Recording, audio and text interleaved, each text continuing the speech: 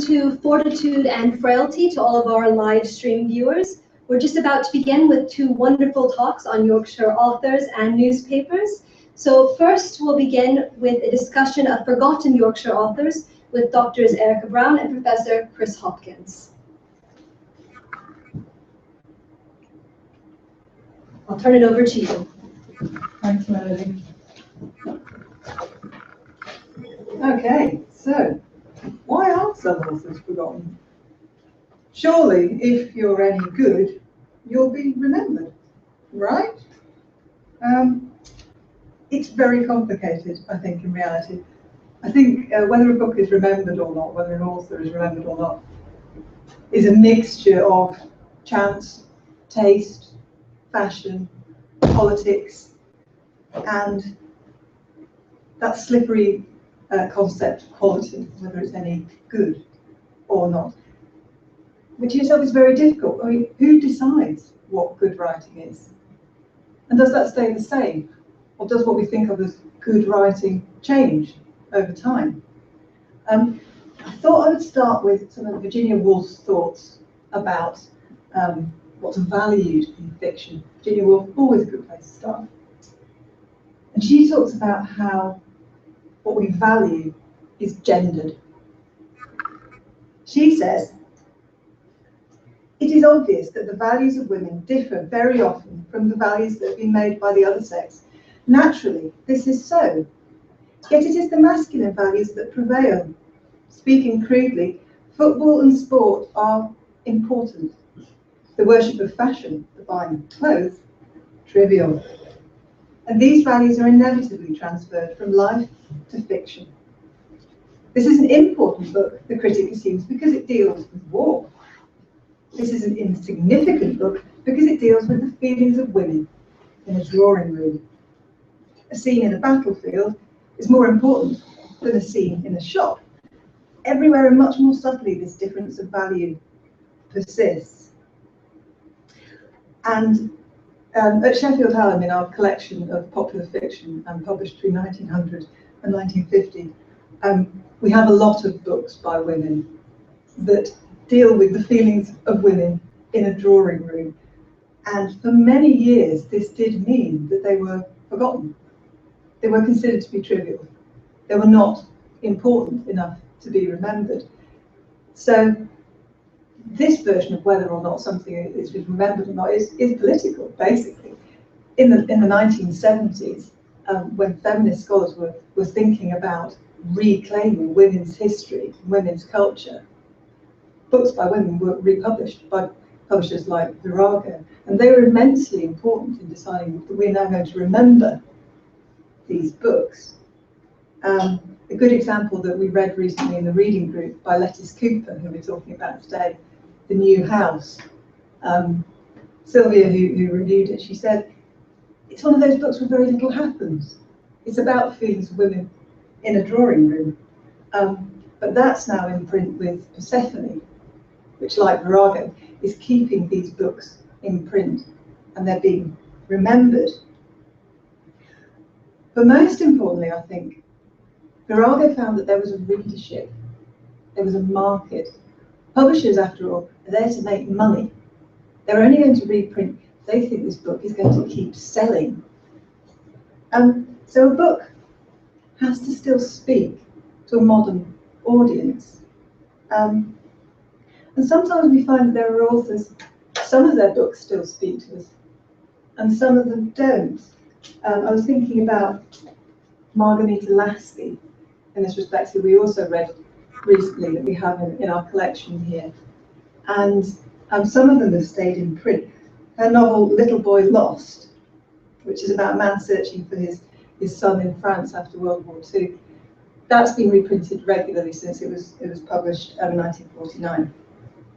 And that's in print with Persephone. But then we also read some of her other novels. And she wrote some, I thought, quite wonderful political satires after World War II. One called Tory Heaven and Love on the Soup Tax. And we read these and we thought, these are very funny, but we did also think we are missing a lot of the jokes. we know that you had to be in that particular moment, politics and social culture, to understand all the references in it. And so I wrote to Persephone, to Nicola Bogan, who wrote Persephone, and I suggested that she might want to reprint these other novels by Lasky. And she said no. And I think in retrospect, she might have been right, because I don't think perhaps they would find a large enough audience to make it worthwhile. They don't speak to the modern moment in the same way. So for a book to be remembered, it has to be more than just a period piece. It has to speak to the modern generation. There's a nice review in The Guardian of Little Boy Lost, this one that has stayed in print. And this journalist said, "When I picked up this 1949 reprint, I offered it the tenderly indulgent regard I would any period piece. As it turned out, the book survives perfectly well on its own merits." So he saw that there was, you know, this book spoke now to us on its own merits. It's not just a period piece. Now we could argue that Lasky's best work has stayed in print, but quality will out, and quality will sustain a reputation. I'm going to talk now about Dickens.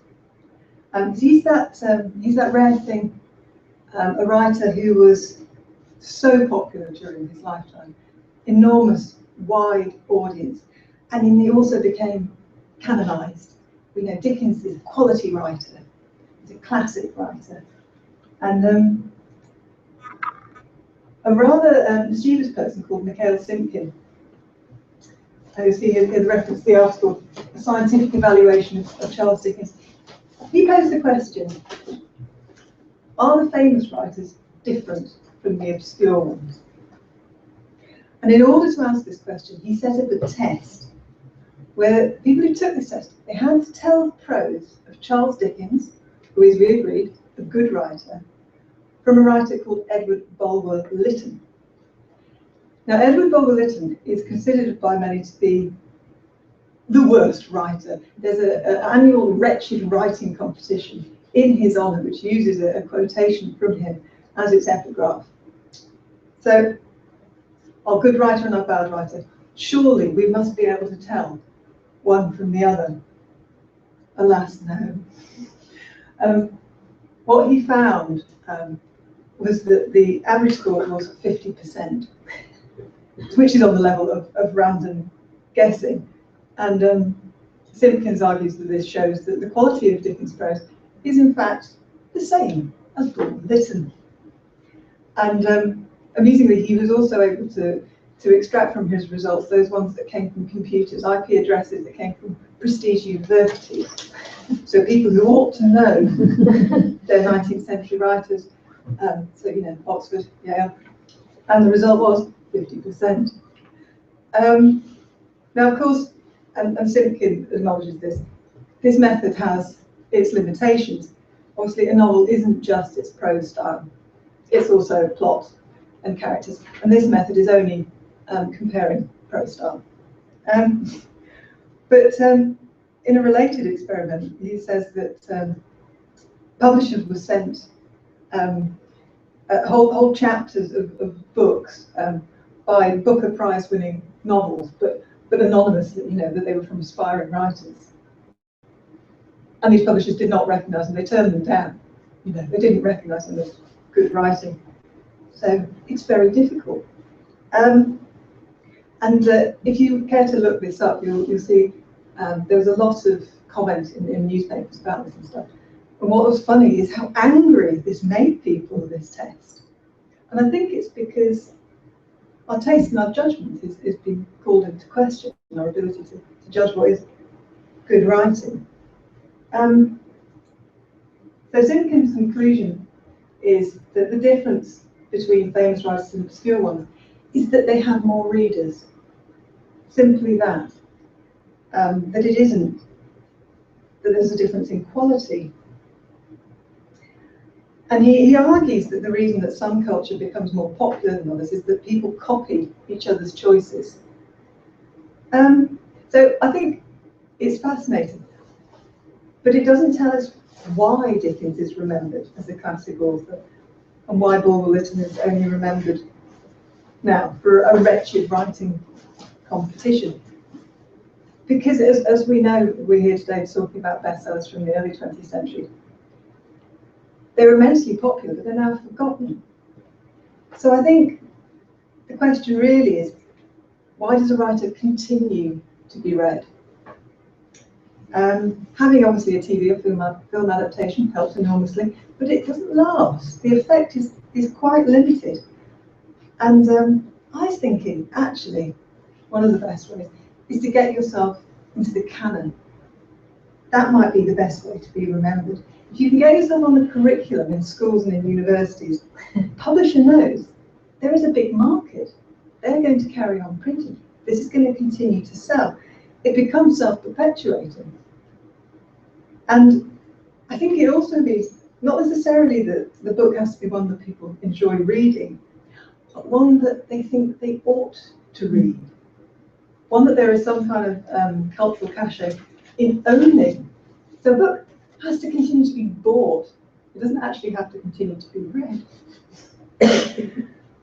Another thing I think is influential, whether an author is remembered, is whether you're taken up by somebody influential. Somebody influential says, you're worth continuing to read.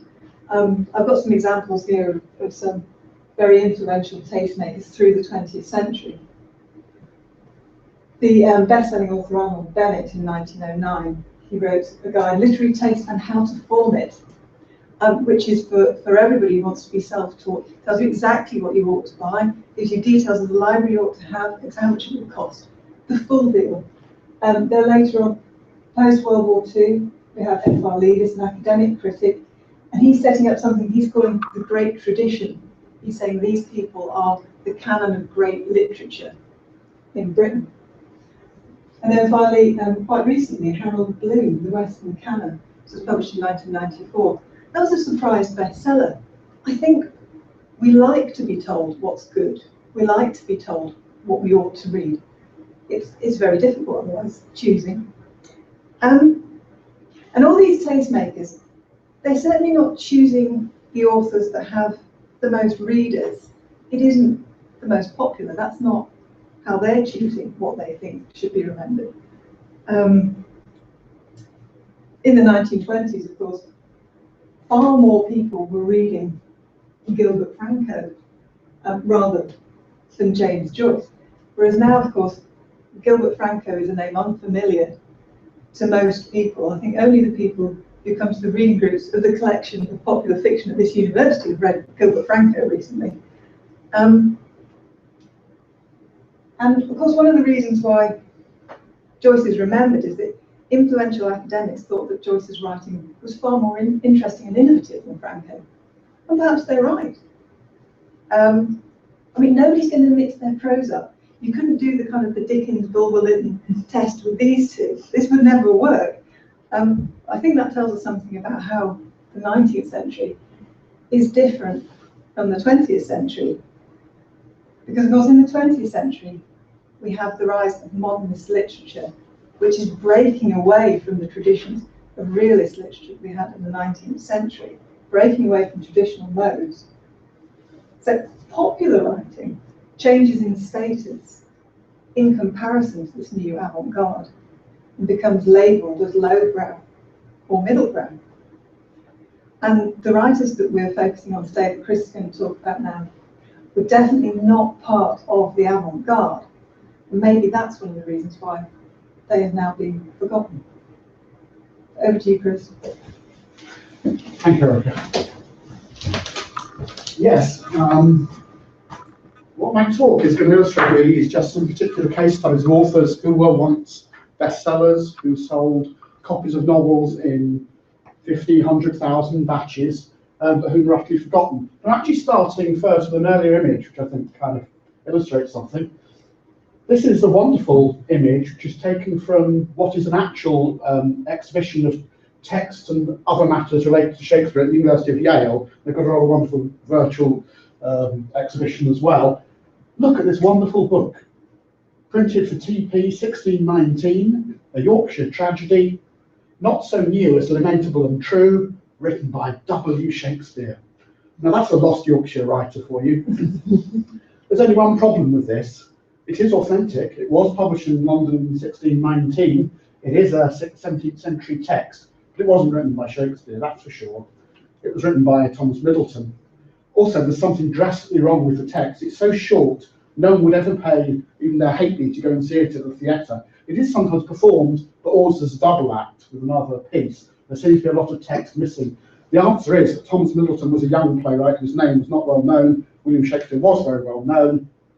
The publisher sold many more copies by attributing it to Shakespeare. Okay, but you might think, okay, that's the 17th century, publishing is a lot further back, publishing was complicated, so we're bound to have forgotten things. But surely we won't have forgotten authors from the last 100 years, but not at all. All the time there are processes of cultural selection, of forgetting some material, remembering other material, particularly since the 19th century, because there's just too much stuff in print. I can't remember now, but in the Renaissance, it's sometimes calculated, you know, there were 1,000 different books circulating in Europe or something like that, different titles. I may not have got the right figure. But obviously, by the time you get to the 1850s, say, there are millions of different titles in circulation. By the time you get to the 20th century, there are just millions of novels. A lot of these bestsellers, you buy them, you finish reading, you get to the back, and there's a list of other popular fiction published by the same author, page after page, sometimes 100 other texts. So actually, it's actually nice to be told what to read, what you can forget and what you can remember. But part of the project which Eric and I are working on is about trying to remember some people who were not non-entities. They were important people, they were read by a lot of people, they influenced the thinking of a lot of people, and they influenced the way in which a lot of people reacted to contemporary events, the Spanish Civil War, the Second World War, various crises of the 1930s. So and we decided for this particular event, we would pick 3 South Yorkshire novelists. We would have gone for Sheffield novelists, but actually there aren't many Sheffield novelists, that's the sad truth, from this period, there are a few. So Phyllis Bentley had a long life, long productive life, 1894, 1977. She was a very successful novelist in the 30s and on into the 60s. She spent almost all of her life in Halifax. She had to look after her aged parents in various ways. In fact, her father was a mill owner who went bust, and she wrote novels partly to keep her parents afloat financially. And her mother then became ill. Her mother was very ill and lived for a very long time. So she had to work from home, a very common situation for women novelists, of course, from the 18th century onwards. 3 titles in the 1920s, most people, and 30s, most people would have heard of. Car, 1929, Inheritance, 32, Freedom Fallen, 1936. A few people might have heard of these, but again, it might be because of the reading group connection, but she's not very well remembered. She published a book called The English Regional Novel in 1942, all about why there was a renaissance in the English regional novel, particularly in Yorkshire. She and another writer had this brilliant idea in 1938 that they should invite all the novelists working in Yorkshire to a writer's dinner, because there were so many of them. And they did indeed have a Yorkshire writer's dinner, which naturally served Yorkshire pudding and Yorkshire beef and everything you can think of that comes from Yorkshire. It was a great success. The thing which actually, and Eric said, a TV or film adaptation often did extend the life of these authors, yet Phyllis Bentley did hit it big. Granada TV made an adaptation of Inheritance 1967, which made her name a household word again. Pan started republishing the novel as well. That's actually John Thor, a young John Thor playing one of the parts in it. Had a fabulous cast, actually. So she had a bit of a revival, but then has been forgotten about. Our point about her is, it is worth remembering her. She has a little Wikipedia entrance at the minute, but nothing that really reflects her actual importance. She didn't particularly write about women in drawing rooms, actually. She wrote about big public events in history, but maybe the rules apply. Thomas Armstrong is actually, I think, the most obscure of the writers we're talking about today and working on. But again, he was a very well-known name from the 30s to the 60s. I'd heard of Phyllis Bentley and I'd read her work, but I'd never heard of Thomas Armstrong until his name came up in a project that a colleague of ours, Mary Grove, was doing called Reading Sheffield, where a community group called Reading Sheffield decided to interview people who became adults in Sheffield between 1945 and 1965 about what they read in that period. And lots of people said, oh, Thomas Armstrong. I remember Thomas Armstrong. He was great. And they particularly mentioned the Crowds of Baghdad and Masters of Baghdad. And people in the reading group will know that we thought, oh, great, he must be a forgotten genius. So we got you to read his novels, which turn out to be very, very long. And most of you thought very, very dull. As Erica says, being remembered or being forgotten isn't a matter of quality. I think there's all sorts of other factors involved there. As a matter of fact, like Phyllis Bentley, he was very much obsessed with mills, with textile mills, and with industrial production and its collapse. He did have a film adaptation, Master of Baghdad, and Wikipedia has an entry on that, but nothing, and it has Thomas Armstrong novelist, but there's nothing on him. I haven't been able to find an image of him, for example. There must be one, but I haven't so far located it.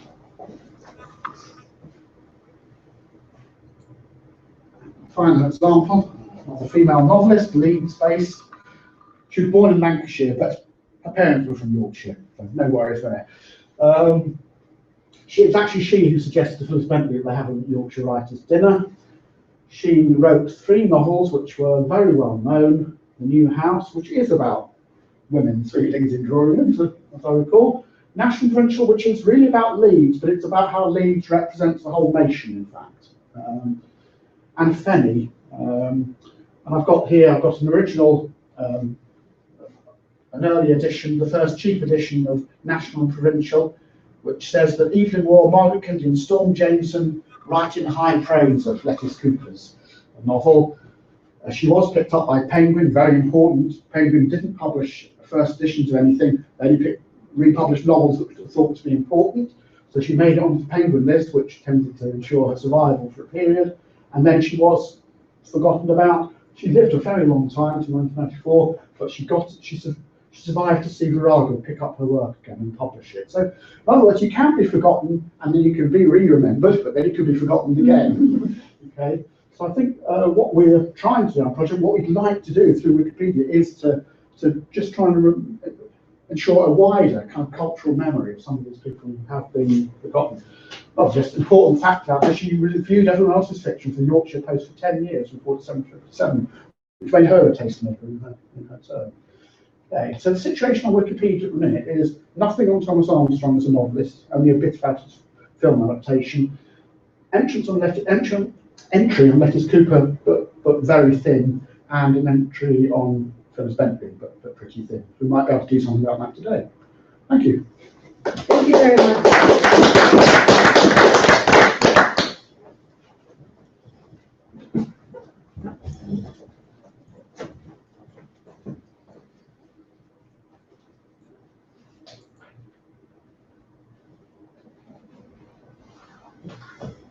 All right, so we've learned a little bit about authors and novels, probably some of which you already knew and some of which perhaps is inspiring you to go tackle those Wikipedia articles after lunch. This will probably be a little bit newer to most of you. I'm not part of your reading group, so I don't ramble on about newspapers to you very often, but I have you today, so I thought I'd give it a shot. My area of expertise is 18th and 19th century provincial press. Now, the provincial press is in no way meant to be a derogatory term. It doesn't mean that it is somehow outside the mainstream of culture, society, or the intellectuals. It simply means not London. Any other newspaper or magazine published in Britain is part of the provincial press. So it does give you sort of an idea of how much is provincial as opposed to metropolitan or London. And the people I'm going to talk about today specifically are Yorkshire periodicals, so magazines and newspapers from about 1850 to a little past 1900, so a little bit earlier than your novelists. So what are newspapers in the 19th century like? Well, they are fairly diverse in how they are created. They can range from something very simple to just being one large piece of paper folded in half, so you have 4 sides of information, to something closer to a modern newspaper where you would have several pieces of paper folded or stapled or somehow fastened together. And these carried a wide variety of information. We kind of think of newspapers and magazines as being quite distinct things. Newspapers are for daily information, what's going on in the world. Magazines are a bit more topical, not time sensitive, literary, jokes, stories of travel, scientific developments. In the 19th century, this line is really blurred. Things that we would think of as magazine, human interest stories go into newspapers, and sometimes quite breaking news can go into magazines. Really, the only difference is that newspapers are published once, twice, or 5 times a week, whereas magazines are once or twice a month. And that tends to be the general distinguishing term. And magazines are quite a bit longer because they come out less often. So there are a lot of newspapers in 19th century Yorkshire. It is one of the main hotbeds for new newspapers. In the 18th century, it's really expensive to run a newspaper, so most people do it in London. But by the time you get to the 19th century, it starts to be a bit cheaper. The printing presses are a bit less expensive. The taxes on making a newspaper, the stamp duty, gets reduced throughout the 19th century, making it cheaper and cheaper to sell. So you get this big explosion of newspapers in Scotland, in the north, and in Wales. And there are a number of newspapers, both left-wing, sort of middle of the road, and right-wing. I'm going to concentrate a little bit, probably entirely, on the left-wing radical newspapers because their editors are a lot more eccentric and a lot more fun. So these are 2 of the newspapers that are currently in Wikipedia, although with woefully short articles, in my opinion, considering how important they are to the region and the history of the period. The Northern Star, which is a Chartist newspaper, a reform newspaper, the Great Reform Act of 1832, and trying to get rights for the common people, and the Leeds Mercury, sort of a standard benchmark for journalism in Leeds. And the question behind the men behind the headlines is, why do they get forgotten? Well, there are a couple of reasons. First of all, editors are not quite so flashy as authors. And I would just ask in this room, how many of you know the current managing editor of the Times or the Guardian? The Independent? There's some murmurs, but it's not a resounding answer to any of these. Daily Mail, The Sun, I'm not sure of those myself, so I couldn't verify whatever you said. The answer to this simply is that we pay more attention to the content of the newspaper as sort of an institution. This is what The Independent thinks. We might think about a particular columnist or somebody who writes editorials, but generally speaking, our first instinct isn't the newspaper as the voice of the editor. It's a collection of voices, it's an institution. In the 19th century, the owner, or sometimes the editor, was a really prominent member of the community.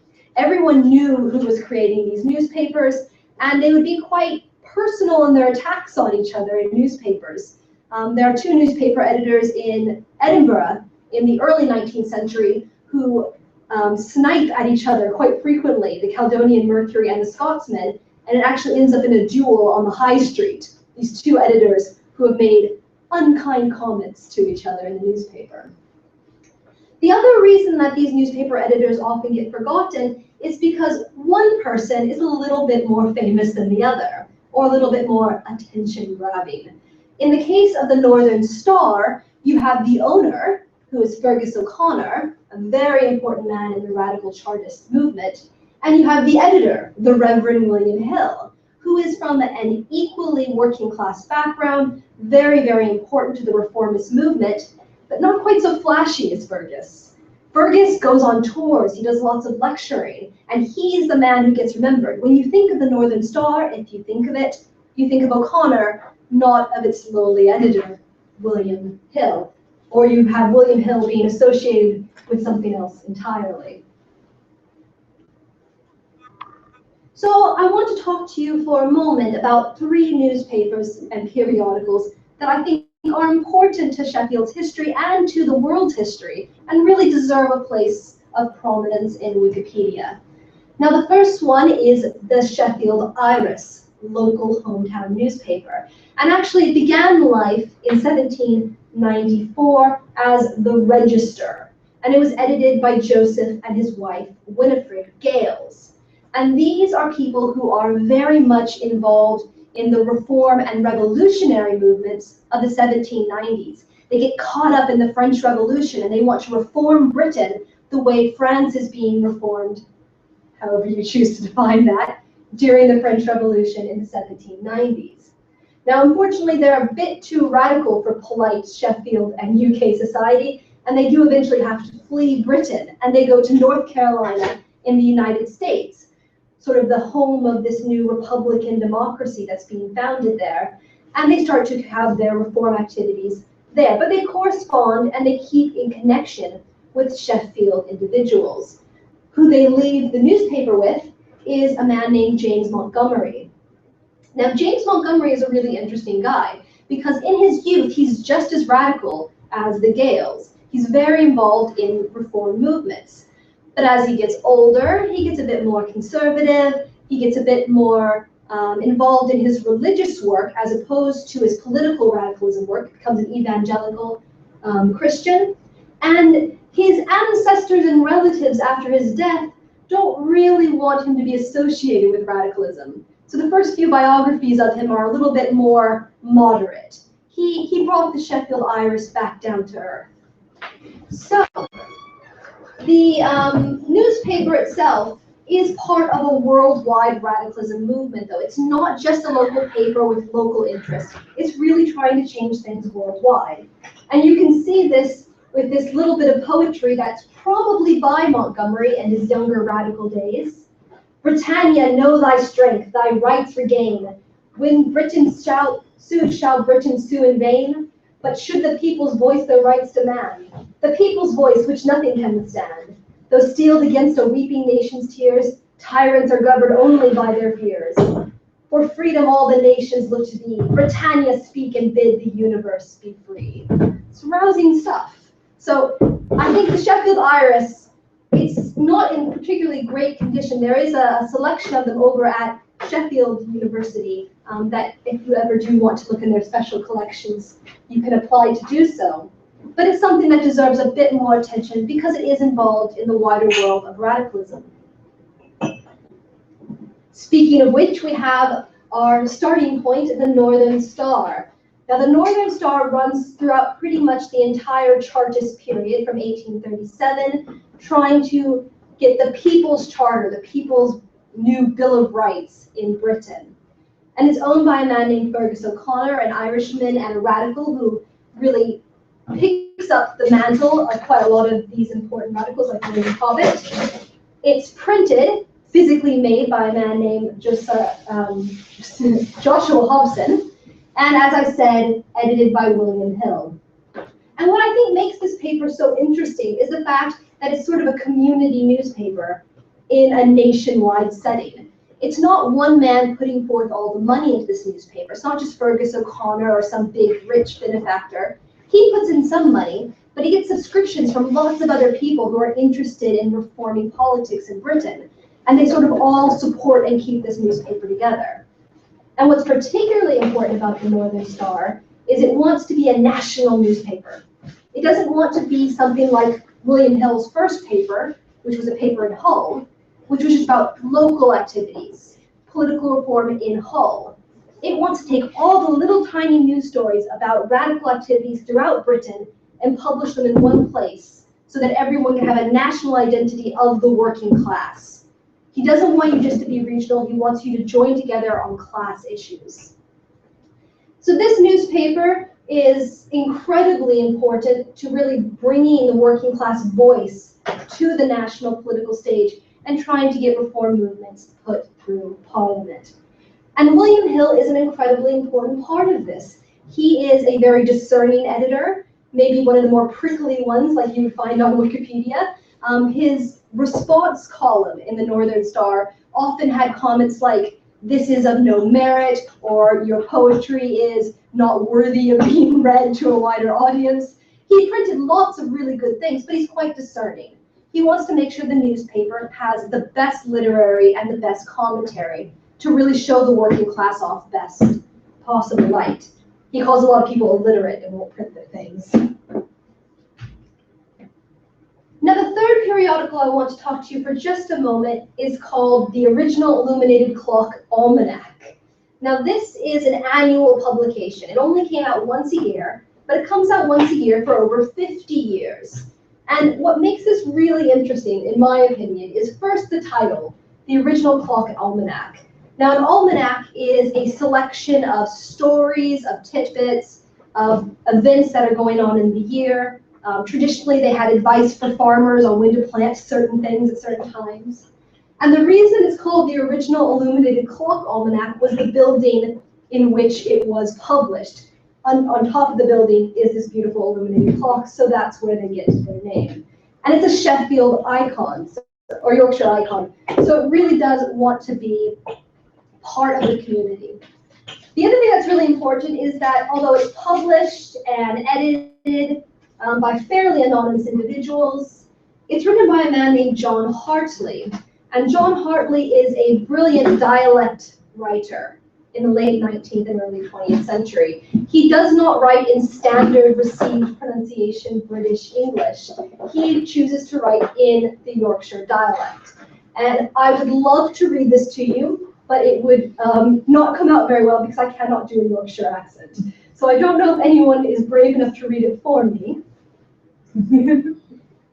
No? Yes? No? No. That's all right. You can read it in your head with as thick a Yorkshire accent as you can muster. But the idea was that this particular periodical is not just popular in Yorkshire. It has a very wide reach, and in fact, John Hartley eventually moves to North America, and a North American version of the Illuminated Clock Almanac does get published as well. And it's part of a much wider trend of dialect literature. People really having emotional pride in the place they come from and their variants of English, their particular slang and culture. So when we move forward today and we start talking about putting in the bits and pieces of Yorkshire newspapers and Yorkshire editors into Wikipedia, I want you to keep a couple of things in mind. First of all, the people who work on British newspapers in the 19th century are the working class. Newspapers are created by printers, the print trade. These are men and usually women, wives, daughters, cousins, aunts, nephews, and nieces. They are people who come from backgrounds in cutlery, in baking, in blacksmithing, and all sorts of working trades, and their brainy working class children are able to get into the print trade, become self-educated through reading and writing these newspapers. So they are in a circle of people who are not necessarily the middle and upper classes. They can give a voice to the working classes in these regions. The other thing to remember about these is not just the clockwork, the Illuminated Clock Almanac, but all of these regional newspapers do have bits and pieces of local dialect, local custom, and local culture. Various events are going on, much like this event is going on today, that really speak to the community in these periods. And by understanding the newspapers that are advertising them, we understand a little bit more about our regional past. It also gives us a glimpse into common wisdom that has been long lost, advice columns, people writing into the editor with their views on various political or religious situations. Now, you don't want to take all of the advice to heart. There was apparently at one point a mad dog roaming through town, and there was lots of advice about how to cure rabies. I personally would not take any of that advice too seriously. But there are other bits of words of wisdom that you can get from these newspapers and from these men and women more widely. And I think the last thing I want to leave you with is a reminder that the Gales of the Sheffield Iris went to the United States. John Hartley went to North America. And the North Star, the Chartism newspaper, was globally recognized as part of the radical literature. These are important global publications, not just local ones. And Wikipedia allows for you, as local historians, as local literature critics, to take your local knowledge, your local view of the world, and share it with a wider global community. Thank you very much.